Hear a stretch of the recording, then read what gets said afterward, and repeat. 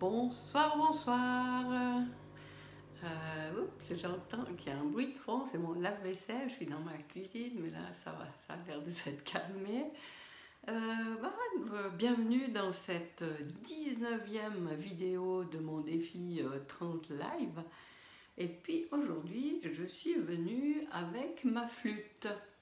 Alors, pas forcément pour faire un concert, parce que je ne suis pas une musicienne. Par contre, parce qu'il y a plusieurs choses que j'avais envie de dire par rapport à cette flûte.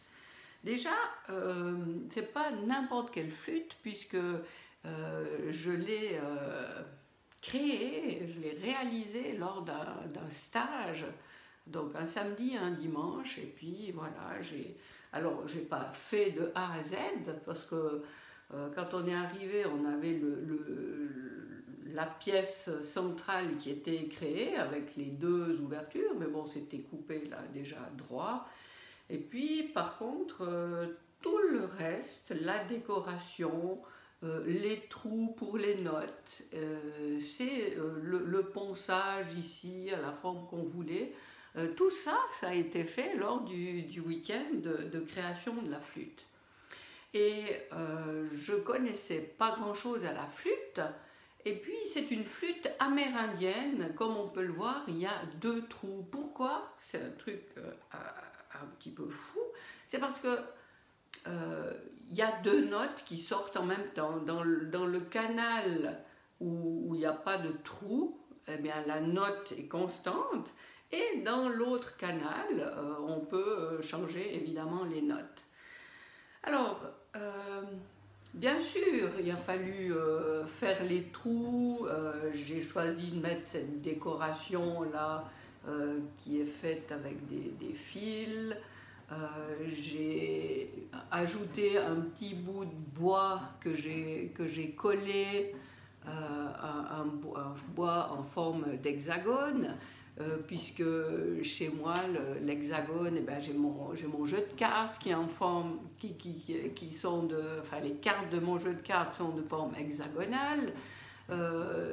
Beaucoup de choses que je crée vont par 6, et j'ai quelque chose, je suis très attachée au 6, et là Jean-Philippe, je suis très attachée au chiffre 6, et c'est pour ça que j'ai voulu ajouter cette petite décoration. Une autre décoration que j'ai ajoutée, simplement découpée dans le bois et collée ensuite sur la flûte, c'est le 8 ou le signe de l'infini que j'affectionne aussi tout particulièrement. Et puis cette partie-là, ça s'appelle le totem de la flûte. Alors déjà, techniquement, je ne suis pas une experte pour expliquer à quoi ça sert, mais si on enlève ce totem, on a deux fentes, et puis ici il y a deux trous, et on couvre cette fente, et l'air, quand on souffle dans le bec, passe par là, rentre dans cette... Enfin, c'est un petit peu techniquement compliqué, j'ai pas tout compris, j'avoue.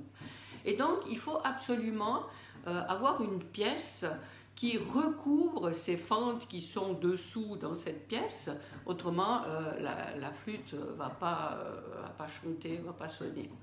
Et par contre, pour créer cette pièce, alors j'avais une idée, et ça n'a pas du tout donné l'idée que je voulais.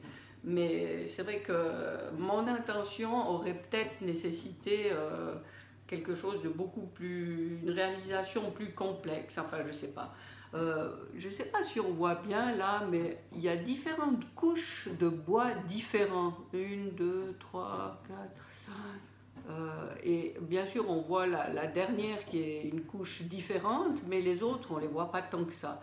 Et au départ, mon idée c'était de faire comme on voit les courbes de niveau sur une carte, et puis on aurait eu une espèce la première grande surface, la deuxième resserrée, puis voilà, on aurait vu clairement les courbes de niveau en escalier sur tout le contour de la pièce, mais j'ai dû coller les différents étages et puis j'aurais dû ensuite couper chaque pièce. Voilà, ça aurait été un peu long et compliqué, donc je fais autre chose comme totem et puis voilà. Et puis ça va très bien aussi comme ça. Et derrière aussi, qu'est-ce que j'ai fait? J'ai indiqué en quoi était la flûte, donc c'est une flûte en La. Et puis j'ai dessiné, et puis ça me donne bien l'occasion d'expliquer, donc j'ai pyrogravé ce signe. Puis en fait ce signe, c'est quoi? Pour moi ça représente une croix, mais voilà, j'ai encore une petite réticence avec la croix de mon héritage catholique que j'ai rejeté, ou j'ai tout rejeté en bloc à une époque. J'ai de la peine à revenir vers certaines choses. Par contre, il y a dans le symbole de la croix quelque chose qui maintenant me plaît énormément. C'est justement parce que la croix relie la verticalité et l'horizontalité. Donc maintenant c'est un symbole qui me parle, mais pas du tout dans l'idée de ce qu'elle est dans la religion catholique. Et voilà, donc j'ai dessiné là séparément l'horizontalité et la verticalité. Alors bon, ça j'ai fait un petit peu de blabla autour de la création de la flûte lors de ce stage, mais en fait je voulais faire cette vidéo pas seulement pour vous parler de ça, mais pour vous dire pourquoi symboliquement elle est précieuse pour moi, enfin particulièrement ces derniers jours. Elle me parle, cette flûte, parce que justement elle a ces deux trous, et puis puis même ce qu'on pouvait faire, c'est choisir, et ça pour moi ça a été dingue, parce que j'ai cru qu'il aurait fallu faire les trous à droite ou à gauche selon qu'on était droitier ou gaucher, et puis Jérôme, le gars du stage, a dit tu fais ça du côté que tu veux, t'essayes, et puis tu fais comme tu veux. Donc j'ai trouvé vraiment super de pouvoir faire comme on voulait. Alors encore une fois, je ne suis pas musicienne, mais je vais jouer quelques notes pour faire entendre que de ce côté, on a la note constante, la base permanente, et de ce côté, par contre, on peut changer, jouer différentes notes.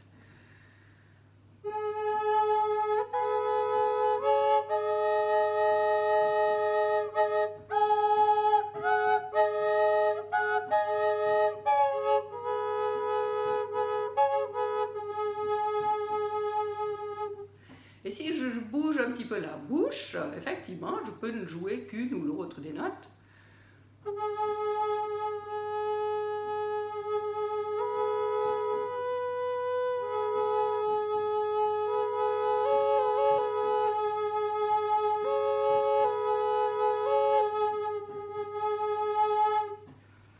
Voilà, je vais arrêter de jouer là parce qu'il faut que je m'entraîne avant de pouvoir jouer. Mais c'est ce qui me plaisait dans cette idée, et c'est là que je voulais enfin en venir, c'est que ça me donne l'idée de cette image que dans la vie, je crois on ressent tous cette envie d'évoluer, de changer, de transformer quelque chose dans notre vie. Et puis, en même temps, c'est très inconfortable. Et c'est par définition inconfortable, puisqu'on arrête de faire quelque chose qu'on a l'habitude de faire, et puis qui, en fait, nous rassure. Même si une situation ne nous ravit pas, même si on y trouve des inconvénients, c'est très confortable de maintenir ce changement. Et puis, cette flûte, je trouve super cette idée de dire, voilà, on peut changer des choses, on peut introduire de la fantaisie, de la nouveauté, de quelque chose de différent, et garder une stabilité et et qui nous rassure et qui nous permet justement de garder une fondation qui nous permet de rester serein.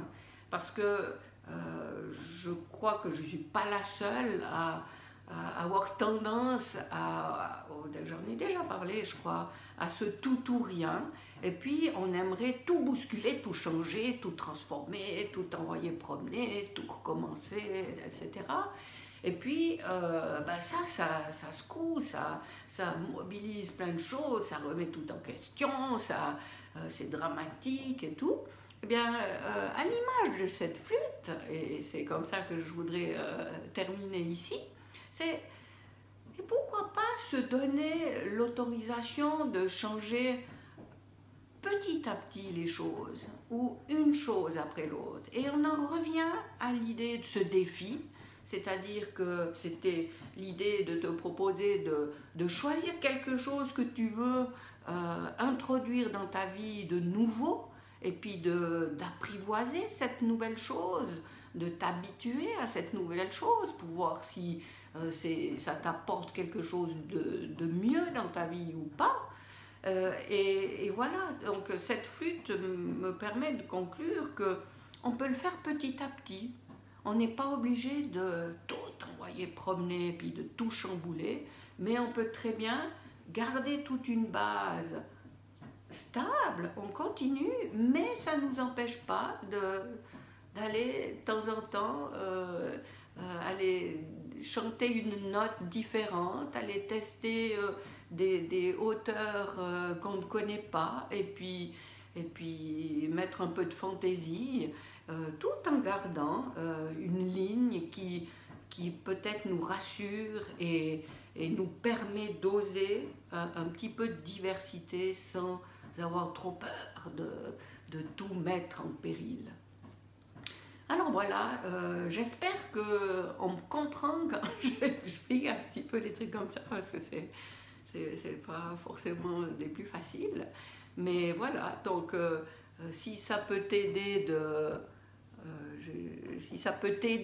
de maintenir des choses dans ta vie qui te permettent d'avancer, mais autorise-toi un petit peu de fantaisie de temps en temps. Et avec cette flûte, on voit qu'on peut tout à fait aboutir à quelque chose d'harmonieux en maintenant les deux côtés. Voilà, j'espère que tu passes une bonne soirée ou une bonne journée suivant l'heure à laquelle tu regardes cette vidéo. Je me réjouis de revenir très vite et pour la 20e vidéo. À très vite!